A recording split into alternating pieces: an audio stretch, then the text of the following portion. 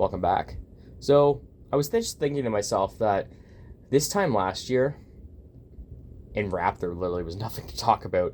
But now I have about 4 or 5 rap records that generate conversation, are at least interesting to discuss, and not to mention they are not an hour 15 or an hour 30 long.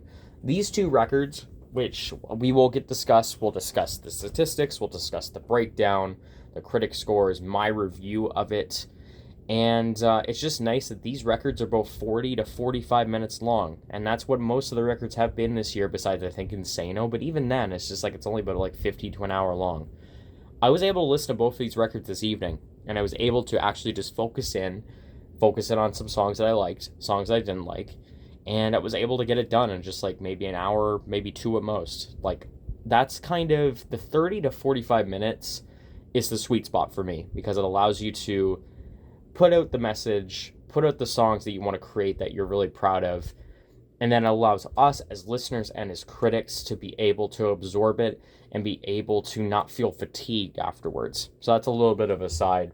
And we're going to start off with Benny the Butcher, Everything Can't Go. So going into this record, I was not excited for it at all. Mostly because I kind of alluded to it in the was rap in a bad place, or was 2023 a bad year for rap? I kind of alluded to the Griselda fatigue that I experienced, especially with West Side Gun and especially Conway. Conway dropped so many times and all of them just sounded lackluster. But thankfully, with this record and with Benny, I feel like this is a nice kind of return to form for Griselda and for Benny the Butcher. And we'll just jump into the scores right now. So the critic score is 83. So it's probably one of the higher Griselda rated albums that I have seen on Album of the Year. And then you get a user score of 72. So all around that 7 to 8 range, that's kind of where I'm at too. And I honestly really like this record. To summarize, Everybody Can't Go, it's definitely in that lane of Burden of Proof, which I believe came out in 2021 or around that 2020s early kind of era. It sounds polished, it sounds professional, it sounds effortless in a good way. And I think Benny does provide a breath of fresh air to the Griselda scene that, sure, we love the gritty conductor, kind of grimy style that Griselda has kind of pioneered and pushed into the sound today, but it's nice when you have a record like this that kind of polishes it up. It sounds appealing, it sounds accessible, but it also gives a little bit of the introspection and the griminess that we see from Griselda records. It's just on a more kind of palatable body of work. So Jermaine's Graduation is an incredible start to this album. Great production. It's a nice introduction to this album and to Benny, who doesn't really drop as much as other members of Griselda, and I think that's to his benefit. Braun is a banger. It's a really great kind of move-in piece to the kind of the more explosive parts of this record, and the flow on it, while it can seem like very similar across the whole track, it doesn't get stagnant. It doesn't reach to the point where it just seems monotonous. It actually sounds like engaging, it sounds fun, it sounds creative, and of course Benny's like lyrical performances, like it allows it to elevate to make it constantly entertaining. You get to TMVTL, which is probably one of the best tracks on this record. You have multiple beat switches, you have the introspection from Benny. It's kind of the trademark Benny sound, but it's just perfect with like about 2 or 3 beat switches mixed in there. My favorite track, however, is Buffalo Kitchen Club. I love Armani Caesar. I kind of wish she could drop more because she has such an amazing presence on the mic. She's very personal. She has a great voice for rap, and on the hook, it just sounds perfect. The beat's fantastic, and Benny brings a very fun dynamic and just a great track just to kind of form out the latter portion of this record, which it goes on a nice run, especially with Pillow Talk and Slander of Jadakiss. How to Rap kind of is a cool way. It kind of reminds me of 10 More Crack Commandments off of Tana Talk 4, where it's talking about, it's just like, You want your rap songs to be played in the car, to play in the strip club, to be played on the radio. You want to form a group. You want to, when you go to the manager to sign your deal, to make the value 3 times more, to make sure that you're being like solidified as an entertainer and the progression you're making. It's all these nice little facets and little pieces that all come together into this really cool kind of meta commentary of how to kind of get into the rap industry and how to stay consistent and how to stay thriving in it. And just a really cool way of looking at it. Now, the big problem I have with Everybody Can't Go is the last track with Big Timers. I'm not a big fan of Peasy. I don't know who he is, but his performance sounds very sloppy. It doesn't sound great. The lyrics are nothing really to write home about. But the big problem is Benny's performance. And I think when it comes to the melodics of Griselda, when they sing, I think Conway is probably the best one. Conway does make a way of making his singing not like professional sounding, but it's definitely, he sounds the most at home with the singing. Westside Gun is an example where it goes so far off the deep end sometimes that it comes around to be incredibly entertaining and captivating, even though the singing could be absolutely terrible. But it's Westside Gun, and he always finds ways to make annoying performances that should sound annoying, but they sound like Westside Gun, and they just sound really fun to listen to. Benny hasn't really found his voice yet when it comes to singing. So with this song, Big Timers, to kind of close off the album, to which I will also admit it is a really odd closer. If I was to be the executive producer of this album, I probably would end it with either Pillow Talk and Slander or How to Rap. I feel like those would probably be better. Even honestly, if you want to bring Everybody Can't Go all the way down to here, I feel like Everybody Can't Go would be a nice kind of closing track to this album. But Benny just sounds amateurish. It sounds very safe. It feels very tame. It doesn't really, it's not really a vocal performance that I'm going to say is just like blows my mind, but it's just very just understated, and it just really is not the greatest end to what is, I will say, a great album. And for me, I think an 8 out of 10 is probably my rating for it. This is probably my favorite rap record of the year so far. It's probably in my top 5 of the year so far. So Benny brings a nice start to 2024 with a great, polished, and just great album that allows Benny to kind of shine amongst all the mediocrity and all the kind of sameness that Griselda has been giving us for the past year. And to put it aside too, the Boldy James and Nick Craven album, that's another fantastic listen. That's probably also in my top 5. Nick Craven brought a great set of beats for Boldy James, and Boldy James comes back to form.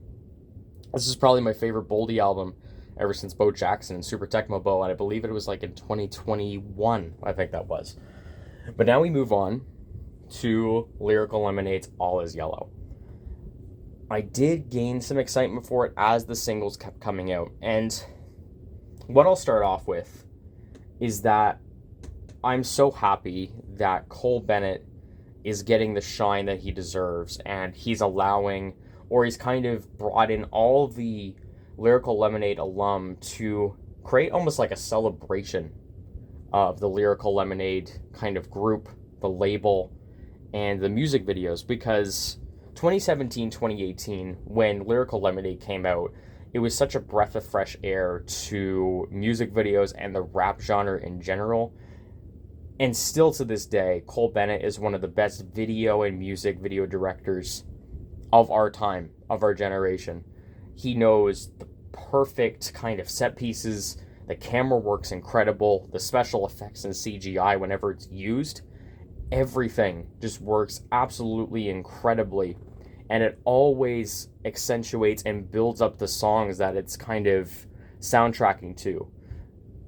So I'm really happy that Cole Bennett gets this moment to have everyone that he's almost, some people on this album they wouldn't be here if it wasn't for Cole Bennett. So it's nice to almost have a full circle moment to have this album come out.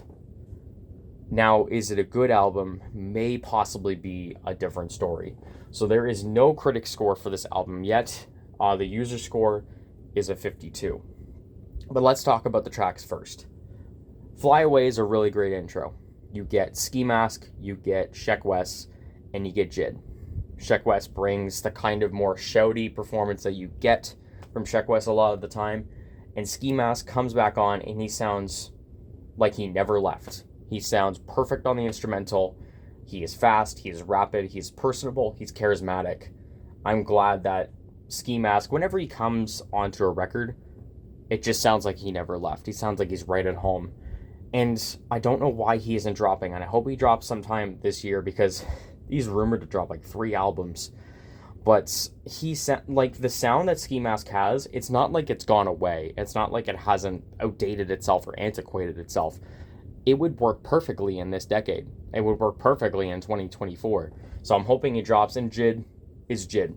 Incredible performance, dynamic performance, all over the place, flow-wise, but it just all collects each other into a really nice set of a song. Guitar in My Room, and then you get to Say Your Grace. Say Your Grace is long-winded. It's a song with Chief Keef and a couple others. This one just kind of lacks direction. It sounds very misguided. It's just a kind of a track that throws like 4 or 5 different things at once, and it all collides. Not in a good way, but it kind of collides into the sound that just doesn't sound that good. But the worst track on here is First Night. I like Tizo Touchdown. Do not get me wrong. But with Tizo Touchdown's singing performance, the way he uses it can be incredibly risky. It can either sound like really this is sound weird to really talk about it, but it can sound either really experimental, it can sound exciting, it can sound just unique, but then it goes to the other side of it where it can sound awkward, it can sound jarring. That's what First Night is, especially on one of the like some of the last few lines where Tizo is just like, help me sing. It's just, like, the whole performance itself was already, like, I will say it's bad, but it makes it that much worse, and then it just hard stops and jumps into a trap song. And boy, does it not work. Juicy J is on it and a couple others. It just does not mesh. It's just an even bigger mess than Say Your Grace was. First Night is maybe another. I may honestly have to make a worst tracks of the year list because we're starting to see those show up more and more of these really bad tracks showing up on records. But you keep going down, you get to Doomsday. Doomsday was one of my favorite singles of last year. Corday brings a back to form performance that I wish we would experience more from a bird's eye view, and hopefully it drops soon so that way we can experience more of that. And Juice WRLD sounds fantastic. And it's so sad to think that I wish that we had artists like Juice WRLD and XXXTentacion alive at this point, because I feel like to have those pioneers to be on an album like this would accentuate and build up this album like crazy. And Juice WRLD had such immense talent that he could have shown up like 3 or 4 times on this record, and I wouldn't have minded in the slightest. But Juice WRLD brings probably one of the best performances on this entire album, and I'm glad it was a single that kind of built up the hype to this thing. Doomsday Part 2 is basically, it's a Benzino diss from M. I will say, though, it's the best that Eminem has sounded probably in a couple of years. And then we get to Fallout. Fallout is a nice kind of slow jam. It's like a ballad. Gus Dapperton brings a really great performance, as well as Lil Yachty and Joey Badass. Joey Badass brings more of a rap performance at the end, and Lil Yachty, especially coming off Let's Start Here, the sound just makes a lot more sense now, especially when you take all the context into it. And then you get to Hello There, which I didn't listen to the single. I believe this has Corbin. I'm really not a big fan of Corbin's singing. It has Black Cray as well and Little Tracy. I did not know that it is a cover. I believe it's a Blink 182 song where the chorus is like, "Where are you?" and "I'm so sorry."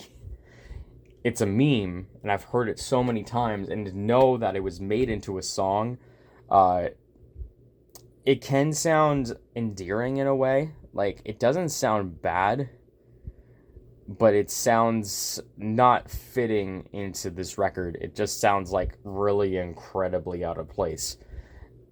It's just a strange song to throw on here. I guess following up, I honestly, if I was to change it around, I would have put Hello there, like right where Equilibrium is, because Equilibrium is the track with Babytron and G Herbo, which is also pretty good. I would kind of move it up to here, because having follow Equilibrium and then Hello there, it's just a jarring transition. It's the singing's just weird. It's a very kind of minimal song. I'm just not a big fan of it. But Hummingbird's a really good song to kind of, and I wish it was the closer. But the singing from Umi is probably the best part of it. And then you have Stop Giving Me Advice as the outro. Another issue, the same thing with the Benny the Butcher album. Stop Giving Me Advice almost sounds like it should not exist on this record. It sounds very much like a Dave and Jack Harlow song that would just sound more like a single by itself. It just doesn't really match up, especially when you consider you had Hummingbird, Hello There, and Follow to kind of close out the latter portion of this record. It just sounds really weird to throw it tacked on at the end of this album.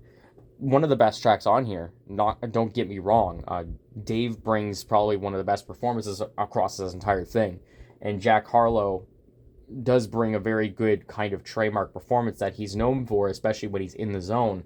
But to close off an album like this is a little bit odd, and it kind of ties into the main issue I have with All Is Yellow, and it kind of is the same thing when it comes to compilation and collaborative albums. The tonality and the cohesiveness. The tone of this record can just jump all over the place. There is no kind of set tone and aesthetic to really follow. It is a scattershot of a record.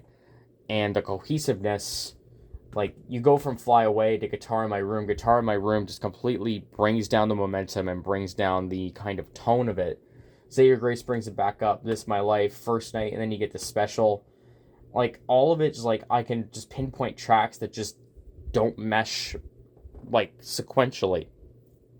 And that's a problem that's happened with a lot of collaborative albums. Like, sure, it's really cool to get all of these artists into one place, into one cohesive piece of work, or into one piece of an album. But I think it's even more of a taxing dilemma of trying to make it all sound right and make it all sound good together across a 40-minute runtime, which sometimes it does achieve and sometimes it fails at. So with this album, there's good tracks on it, but I think there is some pretty low points on here. And to kind of offset it, I think I'm probably going to give it a 5. Very down the middle record. Great moments on it, but I think the negatives outweigh the positives. Fly Away is an incredible track. Doomsday is one of the better singles, and that's another problem too, is that when your singles are the best songs across a whole album, it just it doesn't feel the same. To me, it's just like, when you listen to an album after getting all these singles, you hope to find your favorite track mixed in as a newer song. You're hoping that the singles are not the best part of the album, which this is the case. They're great tracks, mind you, but I was hoping to find a really great track mixed in here, because now that I'm looking at it, Fly Away is the only non-album single. Doomsday was a single. Stop Giving Me Advice was a single. Hummingbird was not a single. But the album it's just strictly okay. So that is Benny the Butcher, and that's a Lyrical Lemonade album reviews. We will keep coming around to different albums when they drop. I may make a video on the Nicki Minaj disc when it comes out, because that is a mess all on its own, and I think it warrants a video. Thank you for watching, and have a good night.